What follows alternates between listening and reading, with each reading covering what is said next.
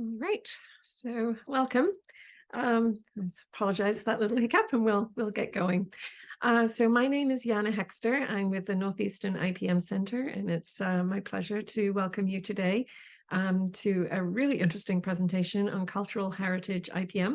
It's the first time we've done this kind of presentation, so I think you will enjoy it. This is being recorded. There is live transcription. You should be able to enable that on your screen. And the recording will be available in about a week or 10 days. And I will send you an email with a copy of the recording once it's available. And it will also be available at this link on our website. And you can see also copies of recordings of other things. And we welcome your questions. We have 3 or 4 places where we have made space for questions. And it can be very hard for us to follow questions when they come in the form of the chat. So what we ask you to do is if you scroll up put your mouse over your screen, you should see a black bar. And in the middle of that black bar are 2 little rectangles where it says Q&A. So if you have a question, you can pop them in that Q&A. And then, so if 3 people ask the same question, it's easy for us to see that and we can sort through them. And we can also mark when they're answered. It's a lot easier for us to keep track than paying attention to the chat. And the very neat thing is that you can ask a question anonymously.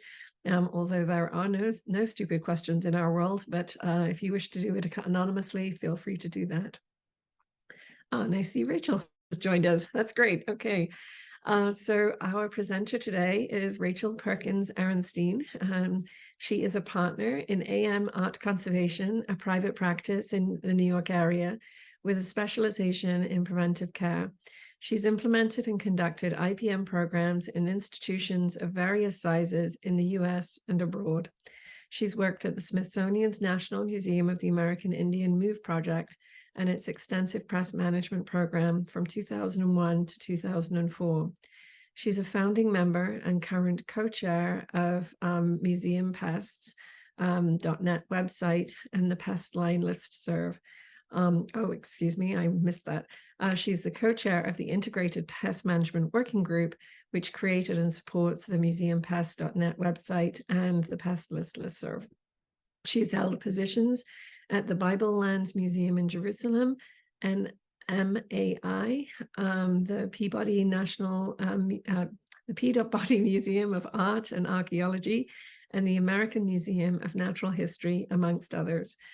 Her conservation degree is from the Institute of Archaeology at the University of London, and hopefully she is not as tongue-tied as I am today.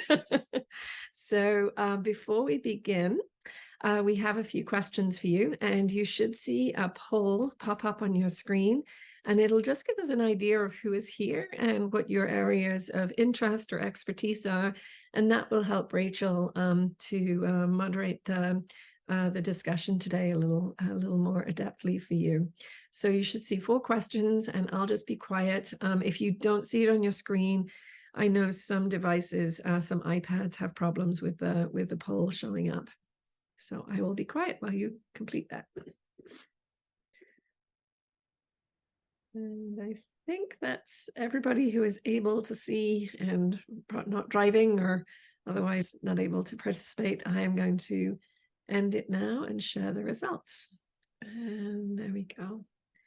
So this is interesting. How knowledgeable are you about cultural heritage IPM? And most people are not at all knowledgeable, more than half of the people here today. And the next is somewhat knowledgeable, and only 2 people are very knowledgeable. So that's kind of unusual for us. So this is a new topic for quite a few people, it looks like. Your primary role with respect to cultural heritage IPM is pest management for 40% of the people, academic research 14%, and 38% other. So we'll see, maybe we'll have a chance for some people to pipe up. Maybe you can put in the chat, actually. If you were one of the other people, I'd love to know how you would define your primary role with cultural heritage IPM. It'd be useful for Rachel to see that. If you're coming from a pest control background, how prepared do you feel to work with the different needs of a cultural heritage client? And the vast majority of people are no to that. And if you are from a cultural heritage institution, do you have an IPM plan in place? And 86% do not have an IPM plan in place. So hopefully, Rachel, that gives you a good idea of who is on the call and what might be useful for them. And then would you like me to just keep moving the slides, or shall we try and switch over? Let's try and switch over, please. Okay, all right, I'm going to stop. Okay, so let's see. Are we now seeing the correct screen? The Yes, presentation screen? go. Terrific. Okay. Then let's go on with a little land acknowledgement. We're gathering today in the digital universe, but I am speaking from Westchester County, which is the ancestral home of the Lenape people. And I want to acknowledge Native people's relationship between the land and its creatures. Pictured here is the Timema Chumash, which is a walking stick insect named after a native tribe. And as we talk about trends in pest management, I think it's clear that there's a lot that we can learn from traditional environmental stewardship. I'm very pleased to be presenting today for this group. It sounds like we have a sort of diverse mix, which is fun. To start with, I want to address the title of my talk with some quick vocabulary. There are various definitions of cultural heritage, but for today, we're going to consider it the cultural legacy that we receive from the past, which we live with in the present, and which we hope to pass on to future generations. Cultural heritage isn't all tangible, but that's a whole other lecture. So today we're going to focus on the stuff. And rather than calling it stuff, we're going to call them collections. And collections can be in a range of institutions, such as museums, archives, libraries, and historic homes. But that's a mouthful. So for today, I'm going to use either cultural heritage or just museums to stand in for all these types of institutions that broadly function with similar kinds of needs in this respect. So my particular specialty is what's called objects conservation. I generally work on three-dimensional movable art. After working for a variety of museums that Jana listed, I now have a private practice in the New York area. And as you can see from the pictures here, we, my partners and I, conserve a wide range of materials and collection types. But I got my start in archaeological conservation, and here in the US, many archaeological conservations are in natural history museums. And that was the start of my IPM journey. To give you a little bit more terminology or jargon that we use in our field, in conservation work, we work on remedial treatments, those that fix a problem that's already happened, like the cleaning of this Roman marble sculpture and the restoration of her nose. This is fun and really satisfying, but treating pieces after damage happens is really time-consuming and therefore costly. We also carry out preventive conservation, just like in preventive medicine, where our doctors try to get us to focus on exercise and improving our diet to prevent heart disease or diabetes. We have preventive care too. We often talk about the 10 agents of deterioration or agents of change. And this is a conceptual framework that categorizes the main chemical and physical deterioration pathways that affect our collections. It includes things like fire, water, light, temperature, relative humidity, and pests, both insect and vertebrate. There's some damage that we can restore relatively easily, but pest damage is one of those agents where prevention is critical because the damage is often so disfiguring or pervasive that remedial treatment is simply inadequate. These pictures show a few examples of the range of pest activity or damage. On the top left, we see a coat that should be the dark brown color that you see in the sleeve. And the areas that are tan is where all of that hair has been completely eaten away. We get pest damage on frames and stretchers of paintings. The bottom right is one of my favorite examples of some incredible pest damage of a book. And the bottom left is the kind of exit holes that was seen in some wooden furniture. If anyone had told me during my conservation training that pest management would be a niche specialization for me, I would have said, no, thank you. That's gross. But I sort of fell into this because it's so disheartening to see damage that really is preventable. So a few minutes ago, I showed you these pictures of this, beautiful, pristine museum storage.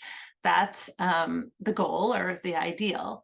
But this is what I often see when I'm working with smaller institutions. And as you can imagine, pest management in these kinds of spaces is a real challenge. In museums, often we and cultural heritage, we both love and fear insects. And it's sort of ironic that entomology collections are so vulnerable to pest infestations, like you can see here with these butterfly specimens that have been eaten away on the right. We also harness the power of insects in museums, like in this osteology dermestid colony. So we know exactly how powerful insects are when they get into collections, and we don't want them. Today, I'm not going to be talking specifically about how to implement integrated pest management in museums, but I have a number of resources that I'll recommend that will help those of you who are looking for that. And what I hope to do this afternoon is to tell you a bit about our issues, what I see as the general state of museum IPM based on my experience and that of several of my colleagues. I hope the pest management professionals will gain some understanding about how to work with us. And I'd like you to come away with the idea of our field being a growth opportunity. And I'll touch on how museum professionals and PCOs can work, together. And for those who are involved in, contracting or managing those contracts, how important that is. And I'm also going to talk about some of the future trends that we see in our field. And through those examples, I'll hope that those of you who aren't so familiar with cultural heritage IPM will get a sense of what's involved. Given my background in ancient history, you'll have to forgive me for a moment for backing up. For millennia, we have used a variety of methods to control insects and vertebrates that we viewed as pests. So that includes sanitation, mechanical control through physical destruction like plowing, cultural control like planting multiple crops in a single field to prevent large pest outbreaks of a single species, and biological control using predators. And we've also experimented over time with chemical control, like heavy metal salts, such as arsenic. Over time, though, we've realized that damage that this has caused to our collections and the danger it poses to the environment and to us. As a field, we recognize that we can no longer rely on chemistry to solve our problems. We're in a chemistry drought now, and our arsenal gets smaller each year, it seems. So I'll give you a particular example of how the use of chemicals has affected our field. Since 1990, any institution that receives federal money is subject to NAGPRA, the Native American Graves Protection and Repatriation Act, as museums return collections to Indigenous communities around the world. We have to say that maybe they can't wear that headdress that they'd like to put back into ceremonial use because it's toxic. As we acted as stewards, we've poisoned items like this kachina, which Native communities see as living spirits. As I understand it, the origins of the terminology and concepts that are now referred to as integrated pest management have their beginnings from a research paper out of the University of California, Berkeley in 1959, titled The Integrated Control Concept. The term integrated pest management grew from that and was first used in agriculture beginning in the 1970s in response to growing knowledge about the negative side effects of pesticide overuse. The approach emphasized the integration of pest biology and cultural practices in controlling insect pests in crops. As chemicals and pesticides were withdrawn from use due to health and safety concerns, fields other than agriculture also needed new ways of dealing with pests. The first literature on IPM in non-agricultural settings came in the early 1980s, including a training manual written for the National Park Service. The term was used soon after in museums as a replacement for the term pest control. And there is now a robust compendium of literature on IPM as it's practiced in our field. That includes some publications that are available in either book and online form, like the proceedings of the 2001 Pest Odyssey up to the more recent publication in 2011 on the right there. So before we go on, does anyone have any questions? Anna, are there anything that you see? We have a comment, but no question. And I think it's Sam just sharing his familiarity with cultural heritage IPM. So I think we can go to the next break, and I'm sure questions will get stimulated by the presentation. So again, in case you missed in the beginning, if you would like to ask a question, please feel free to put it in the Q&A box rather than in the chat so that we can see when questions appear. So. Great. Okay. I often do IPM training for cultural heritage staff with my friend and colleague, Pat Kelly, who's president of Insects Limited, which is an insect pheromone synthesis company based in Indiana. We've been amused to hear that museum staff thought IPM was actually a cultural heritage term. The timing of when heritage staff realized that treatments we were using in museums to protect collections were no longer healthy for the operators, users, artifacts, or environment, and the desire for sustainable practices started as we were forced to think differently because we had fewer legal chemical options. The beginning of what is now sometimes called the chemical drought.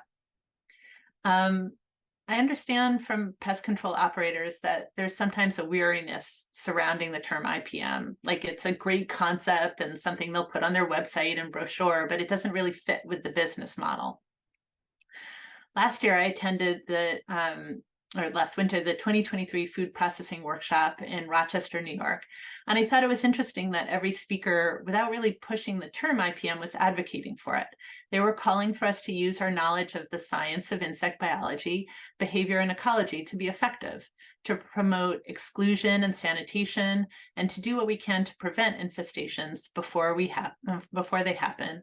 And then, when possible, reduce or use the least toxic form of remediation. And that's really the definition of IPM. In cultural institutions, the term IPM also indicates the need for us to expand the pool of alternative control methods by integrating pest management into our collection care practices, not just thinking that having an exterminator come and spray your baseboards once a month is doing the trick. I want to give a shout out here to the publication by colleague Krista D.C. Quinn, from which I borrowed this graphic. The booklet that's listed here is a great introduction to basic IPM for small institutions, and a free print copy can be requested or a digital version downloaded online.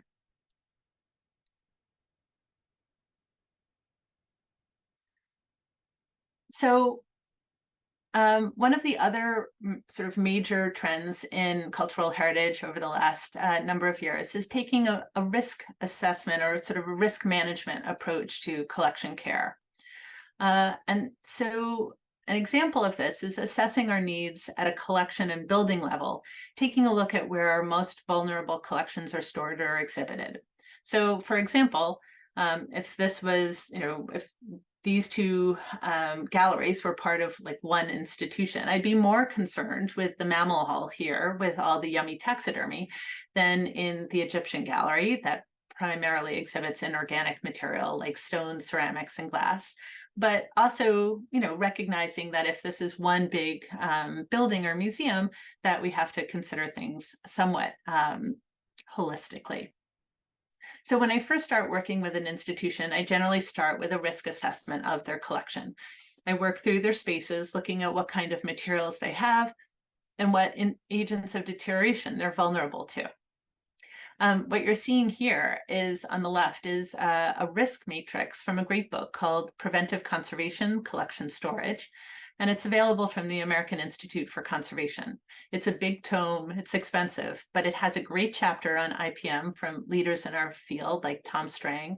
And it contains useful risk matrices like this one for a wide variety of materials. And I think those alone are worth the cost of the book.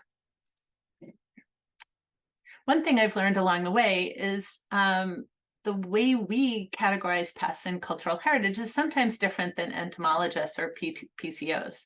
We often use common names instead of scientific names and taxonomy, although we are generally, being nudged in the right direction. And instead of talking about food processing or structural pests, we often sort and identify pests by their primary food attraction. These graphics come from a useful poster from Insects Limited on the common museum pests, and it groups them by protein feeders, which would be things like fur, feather, and hide, versus cellulose feeders, which would include the insects that can damage, paper or wood. Obviously, these groupings can overlap. And textiles can either be protein-based like silk and wool or cellulose-based like cotton. So one way to narrow down what we want to spend time identifying on is going to be based on what kind of collections we have. Are we a herbaria, which has, a lot of dried, yummy plant material, a historic home with a lot of woodwork? Do we have costume collections, with yummy textiles, or large groups of organic indigenous artifacts? The other things that we pay attention to as groupings are sometimes scavenger or omnivore insects that will eat other insects as well as a wide range of collection materials, such as roaches, or environmental indicators that are generally species that feed on mold or indicate high relative humidity collections that can be problematic for our material in other ways. We also like to track occasional invaders or nuisance pests that, may just wander in and not cause a lot of damage, but if not controlled, can build up to levels that cause concern and can set up a food source for other more damaging pests.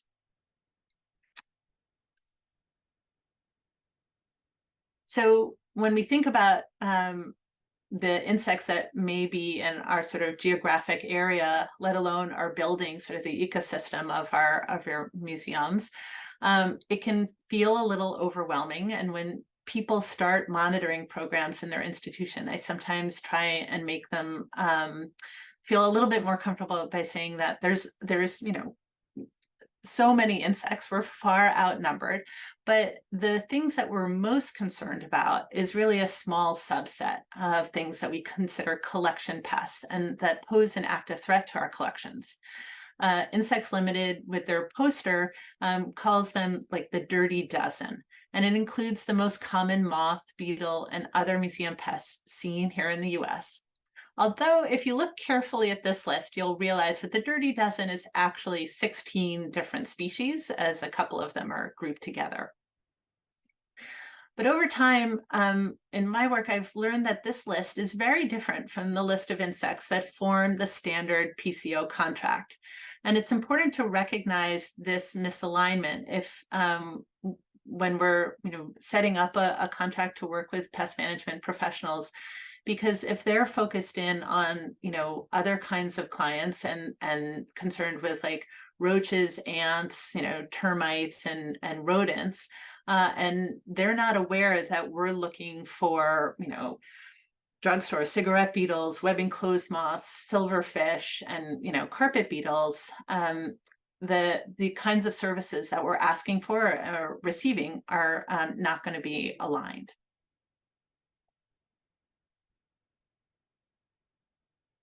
So how do we integrate pest management processes into our collection processes? What does it mean to have an integrated pest management policy in, when we're working in museums. And so I just want to sort of talk about one example, which was really how I got into this aspect of the field. In 2000, I was the conservation lab supervisor for the Smithsonian's National Museum of the American Indian MOVE project. And we had to move the entire collection of over 800,000 artifacts from the old storage facility in the Bronx, New York, to a new purpose-built facility in Suitland, Maryland. We knew that our old facility had a long history of pest infestations. We had a particularly yummy collection. And we also, knew that there was a lot of damage. You can see to, different kinds of artifacts, featherwork, woodwork, skin, textiles. The MOVE process involved various tasks such as checking inventory and digitally imaging the collection, but we also cleaned everything, and everything received some sort of pest remediation. So we weren't transporting this infestation to our new storage facility. We did things like freezing our collection. You can see here the walk-in freezer. Some things that were more fragile or delicate received low oxygen or controlled atmosphere treatments like CO2, and some things were simply bagged and monitored. My work and trying to figure out how we could manage that efficiently led me to working with some former colleagues at the American Museum of Natural History, and that was sort of the foundation of what's now become the Museum Pest Working Group. And if anybody had told me that we would have a group of entomologists, pest management professionals, and museum professionals working together every year for the past 20 years, I would have said you were crazy. We get together for 2 days every year to develop resources that go up on the website and answer questions that come through our free pest listserv, and I'll talk a little bit more about those at the end of the presentation. But when we first started and had like our first major meeting in 2005, we put out a survey to see sort of what was the state of the field. Would people be willing to share their IPM related policy and procedure documents? And we got virtually no response. We weren't sure at that time if people didn't have the documents or they didn't want to share them because they were apprehensive that it would be a tacit admission of a pest problem. And I really want us to get away from this fear of admitting that we have pest problems or that we're working to combat pest problems, because I think it's not productive. And we know from a number of surveys since that time that lots of institutions are grappling with this. In 2004, there was a Heritage Health Index survey, which surveyed in cultural heritage institutions across the US, and it revealed that approximately 75% of US collections required an IPM program. That was followed up 10 years later in 2014 with a new survey that documented that 27% of collections had noticed damage from pests in the 2 years prior to the survey. And when we look closer at this data, that we see that for some collections, like natural history collections, that number jumps up to 54%. And so that's a lot of damage that's going along. We're all sort of grappling with these issues. And so now I would say that if you don't have, some sort of policy and procedures, if you're not thinking about this, you're not implementing the full range of, preventive care that we sort of know is appropriate. In 2019, the Museum Pest Group conducted a survey to record information on current trends and IPM practices. we received about 377 responses from around the world. And a sort of full analysis was presented at the 2021 Pest Odyssey conference and published in their conference postprints. It's also available on the Museum Pest Net website. But I want to highlight some key observations and our sort of current state of practice. So overall, the results of the survey were encouraging and confirmed that IPM is widely used, and people understand that it's now a standard method for reducing risks posed by pests, at least in more developed nations, and that regular monitoring and recording of insects and rodent pests has become an accepted procedure throughout the heritage sector. So we'll talk a little bit more about some examples of how we're doing with that, but I'll pause again for questions if there's any that you see, Anna. No, I think people are fascinated and do not have any questions yet. Okay. Sorkin has made one comment about there's been a push to change IPM to APM, assessment-based pest management, and it's one of the things that is in perpetual conversation about naming IPM. So but it's just a comment, nothing. Yes, well, and Lou is a member of our group.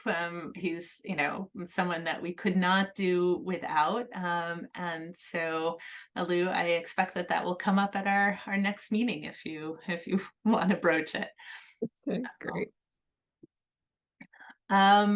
So for those who are coming from a pest management background, I'd like to talk a little bit about why it's great to work with cultural heritage institutions. When I work with small, museums, generally ones that will have maybe only a couple of staff members and not necessarily any professional training, and they ask what they can, do.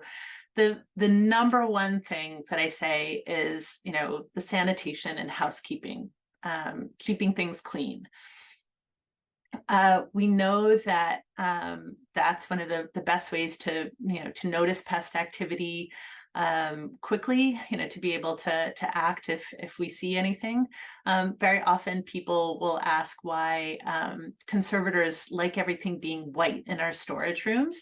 And we can tell them that it's actually having your shelves be white, or shelf liners, or our boxes and materials that we store things in be white is a really great way to notice when there's something like frass or material from exit holes, or pest damage and activity.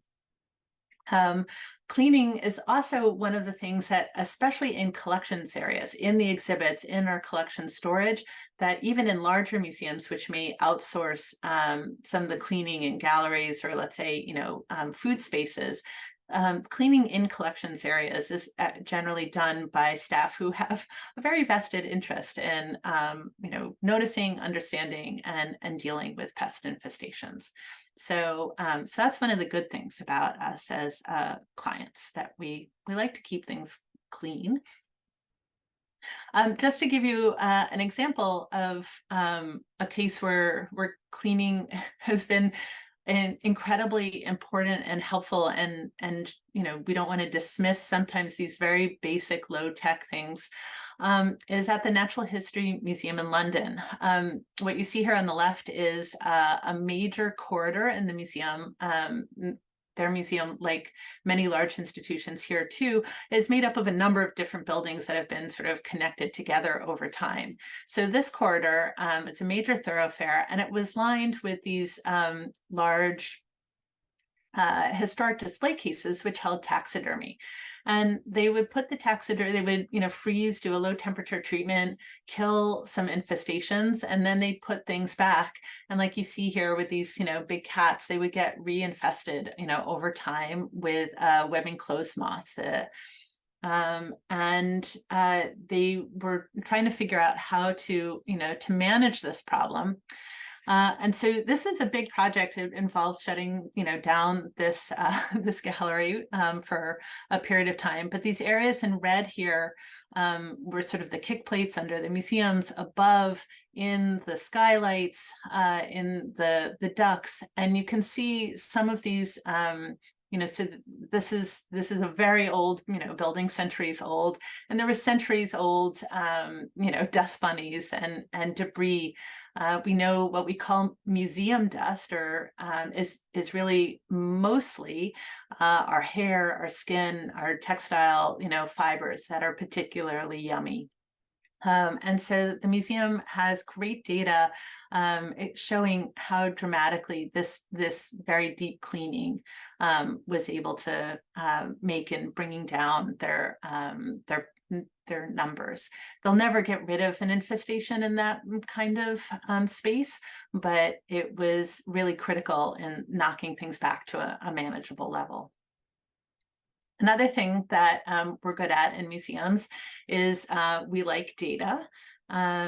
There is, you're seeing here screenshots from a program called Conserve, which is a young company that serving the cultural heritage sector. They have wireless monitors for monitoring temperature, light, and relative humidity. But they also have an integrated sort of pest management module in their software, because we know that there is a real relationship between high humidity and temperature and pest activity. So when we sort of pair our environmental data with our pest data, we have perhaps the chance to predict pest instances and outbreaks even before they happen. So it's another way of using sort of biology and control data to manage pest issues. We're a very visual field. We like creative presentations. When our museum pest group first started out, there was a lot of intense interest in data mapping. Sometimes the programs that that it requires is sort of beyond the capacity of smaller museums. But we do like, sharing data and visualizing it in ways. And it's really important for us to think about how we share and report our data to effectively communicate what's going on and like why IPM is important. So, there's been lots of discussions about like what's going to be more useful, a sort of data heat map, like we see on the left, superimposed over a floor plan showing like where we're getting the most insects in our sticky traps, or do we show, something like on the right, a specimen that's really been decimated by activity to get our point across. But I think there's increasing recognition that we need to not just collect this data, but we need to use it to advocate for our collections, advocate for resources with our administrations and our colleagues to understand what this issue is. Another thing that we're really great at is our field is very creative. This is an example of some various initiatives, and you can see that all of these things are available on the Museum Pest website in the prevention section of our site. Many of these are the brainchild of a couple of our participants who have come up with great ways of putting up posters that help train staff to know what to look for, to know who to report it. On the left was an initiative of insect bingo for the museum guards. If they found things, they could win prizes. So there's a lot of creative ways of implementing the sort of educational component of an IPM plan within an institution. But we also have some challenges that are different than schools and restaurants and office spaces. The first challenge is that many museums are under-resourced. It's no surprise that many institutions have severely limited or no financial resources for pest management, which is obviously something we'd like to see change. There are some indications that the message is being heard that IPM benefits from a coordinated, holistic approach and ownership by all staff members, regardless of their position within an institution. And we're seeing some of this with a few institutions leading the way by employing dedicated IPM staff, or building a central quarantine facility, or incorporating pest management into the features of the design of a building. So working smarter across an institution is going to be important, especially when we have limited resources. Another challenge that we have is that sometimes our buildings are really complex.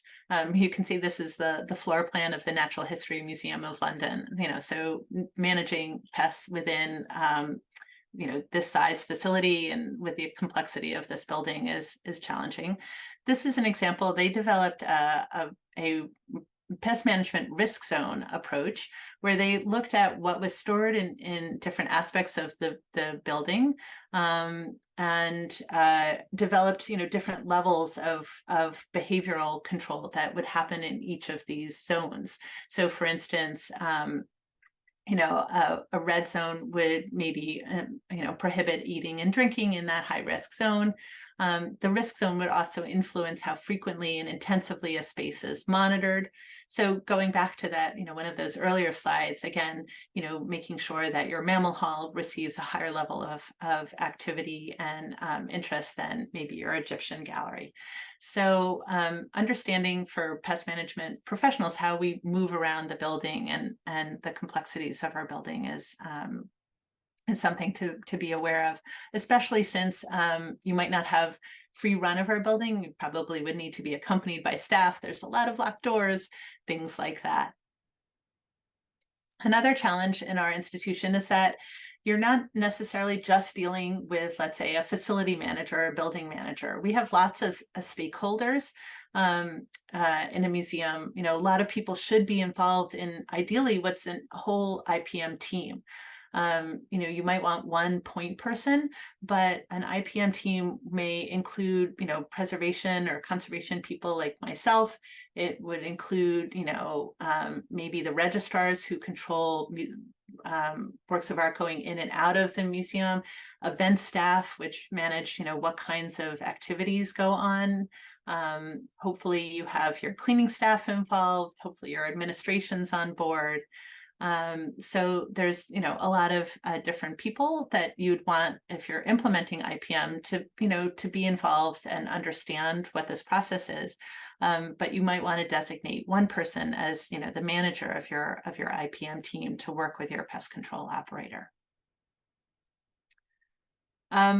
Another challenge we have is that there are some areas where we absolutely don't have food in our spaces, and other areas where we do. And so we often have different kinds of activities going on throughout our building.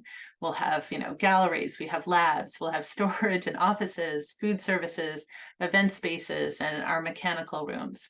So again, understanding what kind of activity, what kind of risks each of these spaces pose, what kind of materials are stored in each of these spaces are things that are challenges. And, if you're a pest management professional working with a museum client, you'll want to sort of take a look at what kind of activities are going on in which kinds of spaces, and what kind of services do each of those need. Another thing that's a challenge for us is that we move art around. We have things come in and go out. And so we have seen a rapid rise over the last decade of webbing clothes moth infestations. We know that we are responsible for moving those around. So this is an example of a flow chart from one institution that had sort of a strategy for inspecting things as they came into the museum. But that's again something for us to recognize that we have things coming in from the outside, but we also are bringing things in, not just into, let's say, our galleries or storage rooms, but also our museum shops and other ways. I just want to share a quick example from my colleague, Pat Kelly, of a sort of successful pest management incident. I mentioned before that Pat is president of Insects Limited, which synthesizes insect pheromones, but he also works with a number of museums located near him in Indianapolis. In this museum, when he was doing his monthly rounds, he noticed a cigarette beetle in a sticky trap in the museum store. Cigarette beetles, males are extremely attracted to a sex pheromone lure that they've developed. So he placed some pheromone lures throughout the museum to monitor activity.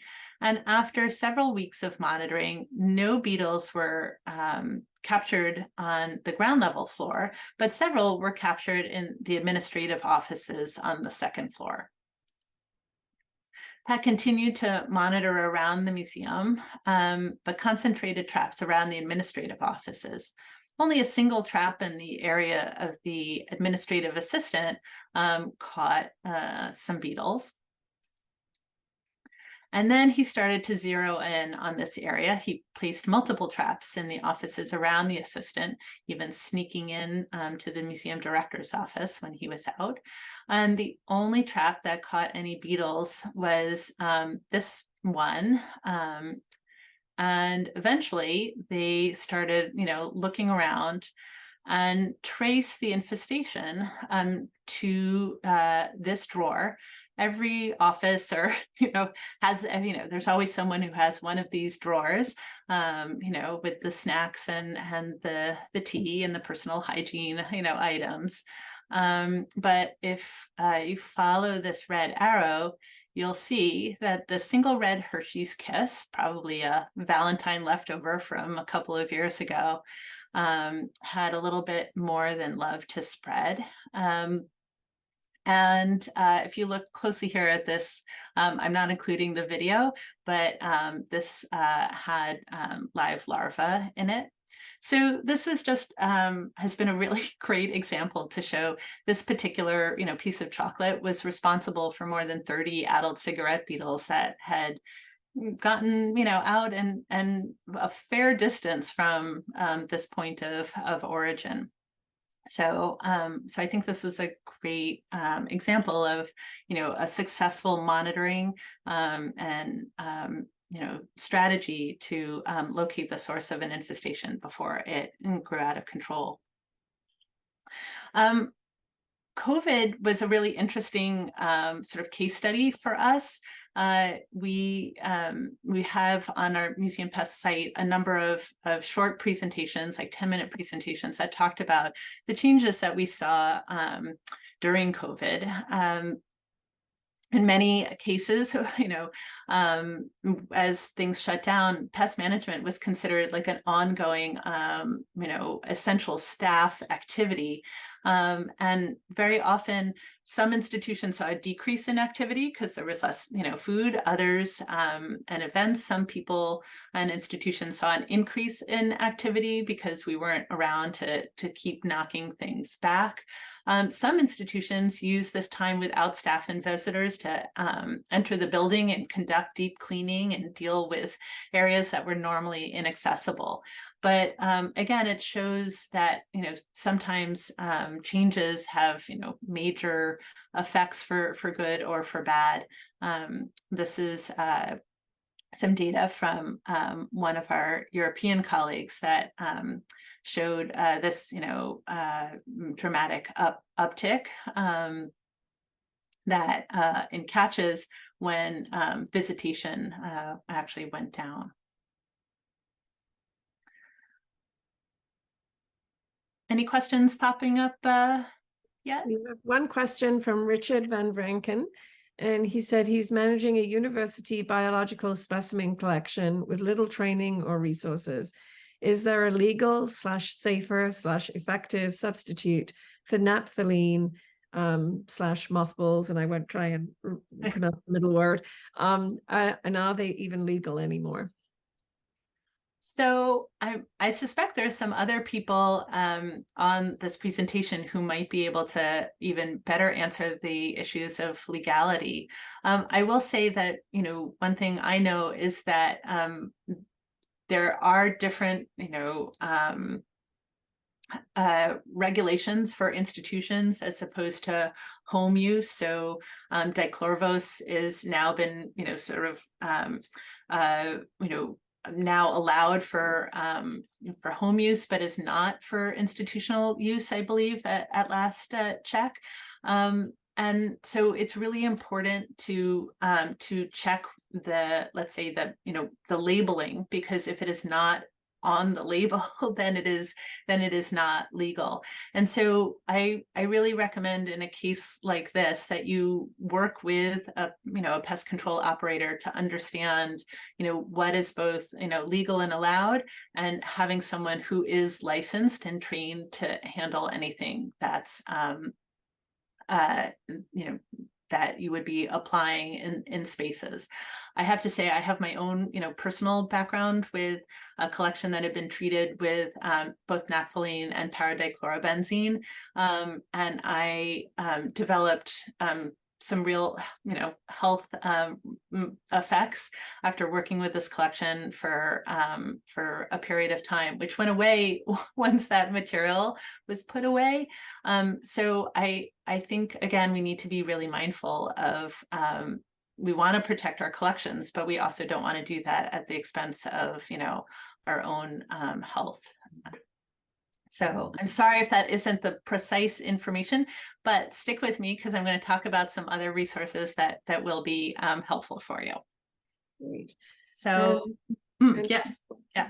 One person has raised their hand, but I think she put her hand back down again. So I'm not sure you can actually come off mute and ask your questions. So if there was that person, if you want to put it in the Q&A as to write it as a question, I can read it out and or maybe email follow up later. So, all right, so we'll carry on. Okay. So I want to talk about a few other, you know, sort of trends and things that we see, you know, coming down, you know, through the industry and through our work. Everybody's very interested in, you know, what AI is going to do to help us with pest monitoring, and we do see that that there are, you know, things in the works. This is an example of Insects Limited Site Trap.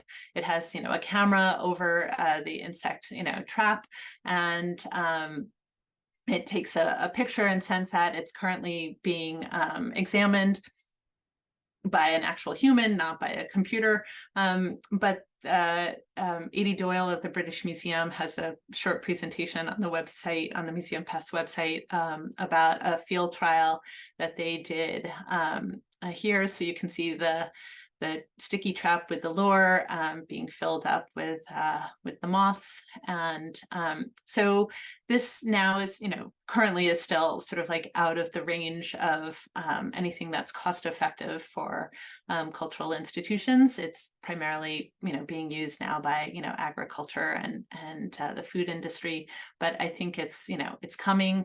It's also coming, you know, for things like rodents. We know that, you know, rodents are smart, so trying to figure out how we use technology, you know, to you know, deal with rodent traps is I think going to be an increasing trend.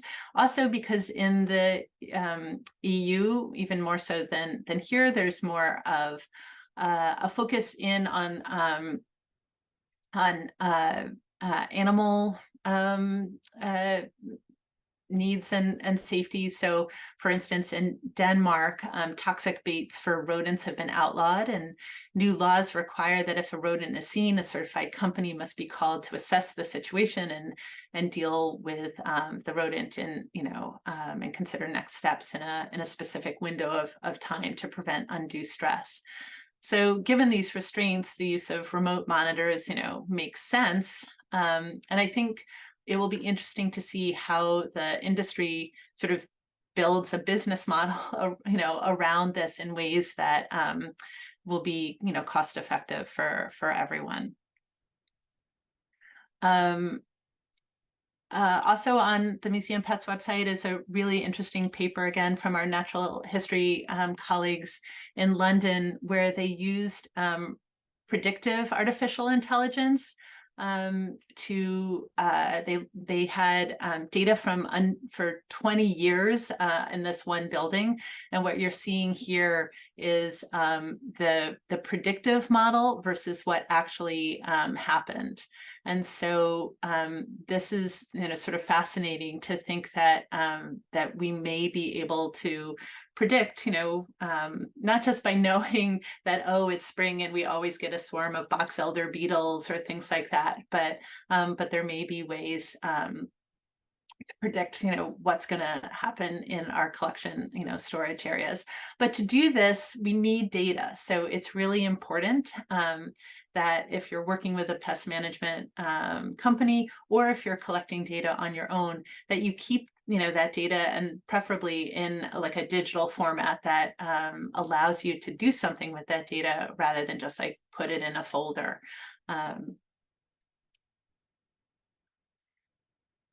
We also, in the Museum Pest Survey, we looked at some of the trends in remediation. And this is also an example or an area where we sometimes find that the pest management companies will be able to help us, identify what's going on in our building, but we don't want to be spraying things, anymore. There are some, fumigants that are okay to use with collection materials, and others that we stay away from because they cause damage to collections. We also are looking for things that we can implement ourselves at as low cost methods versus sending things out to fumigations. So understanding what's available in your area is part of a good IPM plan, so that you're not scrambling in the event of an infestation. One of the in our survey, we know that freezing is sort of the most common method that we're using, and there's a lot of resources on the Museum Pest website to help you make sure that you're doing that in a way that's effective. We also are working towards more sustainable treatments. There's a lot of us are using modified atmosphere or low oxygen treatments, carbon dioxide, nitrogen, or argon-based treatments, and making sure that those treatments, which are very material intensive, can be a little bit more environmentally sustainable. Here you're seeing my colleague Adam Osgood, who's now my Museum Pest co-chair. He's on the staff of the Historic New England, and they have a nitrogen bubble, which uses a resealable chamber here that you're seeing. We also know that we need low-tech solutions for places that are, under-resourced or in developing nations.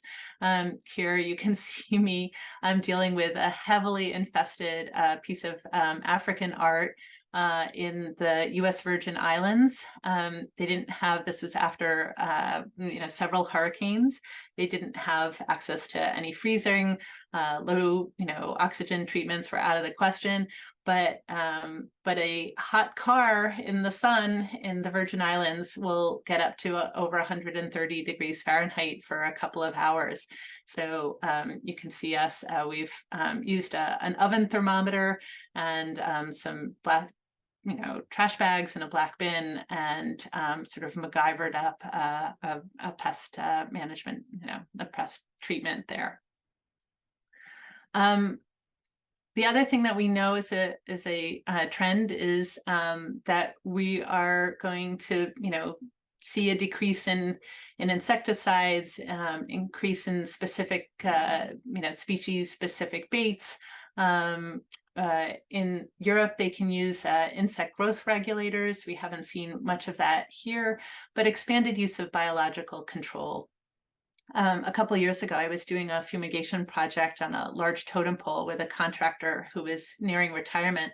And I asked him what he saw as the biggest change throughout his career. And I expected him to worry about the rise of like clothes moths or gripe about the reduction of available, insecticides, but he promptly responded that the biggest change was the increased concern for health and safety. And that was really interesting to hear. So just to give you a few resources as we come to the top of the hour, we have the museumpest.net website. There's also a great website managed by the Foundation for Advancement in Conservation called Connecting to Collections Care. I did one webinar, and Pat Kelly also did a webinar that you can find archived there, called Stressed About Pests. In the UK, there's two great websites. There's What's Eating Your Collection, and there's a whole series of short videos from the Southwest Museum Development Corporation, which tackles some basic things like how to set up a moth trap. So these are all free and available online. As Jana mentioned at the top, we also have what's called the Pest List. It's a free listserv. We have over 1,000 people worldwide. Some are cultural heritage professionals, but others are entomologists or pest management people, and it is free to subscribe. You can go to, from our homepage, join the Pest List, and you will find a whole community that's interested in this. Also on our website, we have identification resources. We have an image gallery and fact sheets, which use this database, allows you to filter and sort, so if you're looking for beetles or if you're looking for, moths, and try and narrow down what you have if you've got a monitoring program and you're looking to learn more and identify things. I mentioned the insect pest poster from Insects Limited, which you see here on the left. English Heritage in the UK also has two posters. Here on the bottom right is their older poster, and then the top, which actually is a great one because it sort of looks at what you see in different places in a historic home, is their newer version, and both of these can also be downloaded from the Museum Pest site. We have a few resources specifically for PMPs, which talk about how working in a museum or gallery might be a little bit different than an office or school or restaurant. We also have a tip sheet for museums that are hiring a PMP to talk about what are the things that you want to look for if you're interviewing or writing up a contract. We're always interested in updating and developing these resources. So if you find that you have comments or critiques, we will be happy to hear from you. We have some resources on exclusion, about things to look for when you're examining your building envelope, as well as policy and procedure documents. There's a number of books that we recommend. David Pinniger is sort of considered the father of cultural heritage IPM. Any of his books, which are available on Amazon, are a great introduction to museum pests issues.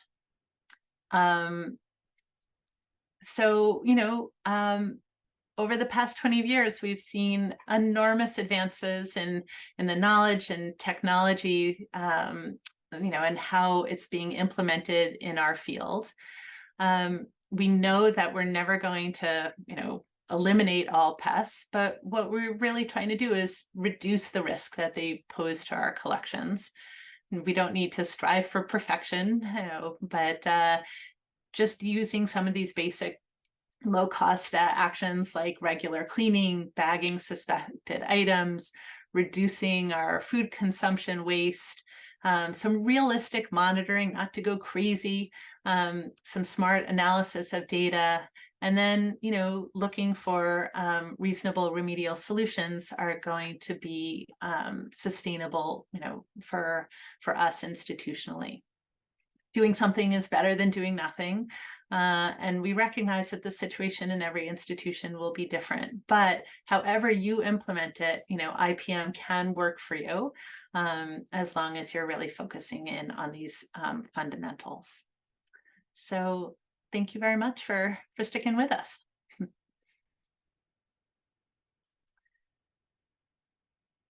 Well, we only have one comment, not a question, but we have a comment from Lewis Sorkin.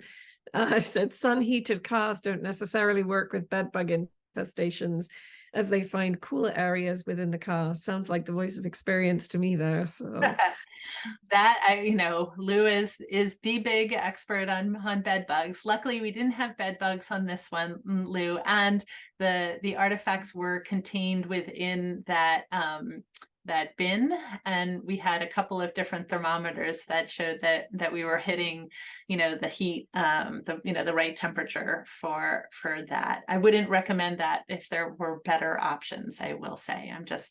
It was making the point, hopefully, that for low and under-resourced institutions, that there are things that we can do. But I would say if you have a bed bug issue, the first thing you should do is call Lou. Okay. Great. All right, wonderful. Well, we have no more questions. Appreciation in the chat. But before people sign off, there's a couple of things I'd like to cover. And one is the poll with a couple of questions for you. Having watched the presentation, it should be popping up on your screen. There it is. There are 4 questions. Hopefully it will only take you a minute or so to answer those, and it would be very helpful for us. So I'll be quiet while that happens. Again, if you are coming from a cultural heritage institution, I do encourage you to check out some of these websites. It's impossible to, teach cultural heritage IPM, in a 1-hour webinar, but, the Connecting to Collections webinars sort of get into a little bit, more specifics. The resources on the Museum PES website do David Pinniger's books, really talk about the process as well. So, and there are other, conservators like me who are happy to help. Okay. All right. So I'm going to end the poll and share the results. And so folks changed their how knowledgeable assessment from to somewhat and moderately. So nobody now says they're not at all knowledgeable. This is great news. Yeah. Would you feel more prepared to work with a cultural heritage client? 93% now say yes. So it's definitely a movement. And if you're coming from a cultural heritage institution, are you planning to do an IPM plan? And 64% now say yes. And as a result of the webinar, how likely are you to increase your implementation of IPM? And there is well over 80% there that are in the likely, moderately, very, or extremely likely category. So I'm sure that is music to Rachel's ears. And so thank you. A little bit helps. Yeah. Yeah, so great. And we just have a couple of other quick things before we go. We do have more webinars coming for you. I actually don't have dates set in stone yet but there are some really interesting webinars coming up on weed management, DEIJ and IPM. We've got some interesting things coming along. So that is a link for our webinar series, and so please come back, take a look, or sign up for our list so that you can hear when things are shared. And the next slide. We also have a Find a Colleague website, which might be really useful for you. So you can post a profile of yourself on the first in the link on the first box. And then we have this Find a Colleague site where if you're looking for someone, for example, who is interested in cultural heritage IPM, you can search, and if you're looking for a colleague to submit a grant proposal with, to work on a project, maybe you are a cultural heritage institution looking for a provider looking for an institution to work backwards and forwards. That is our goal, is to help connect people with similar interests. So please feel free to go and develop a profile for yourself and look for other folks' profiles. And next slide, as I mentioned at the beginning, there is going to be a recording in the next week or 10 days. It'll be posted. I'll send an email to everybody who's registered to let them know that, that it is now available. And next slide, please. And then we have two acknowledgements. The first is a land acknowledgement that the Northeastern IPM Center is based at Cornell University in Ithaca, New York.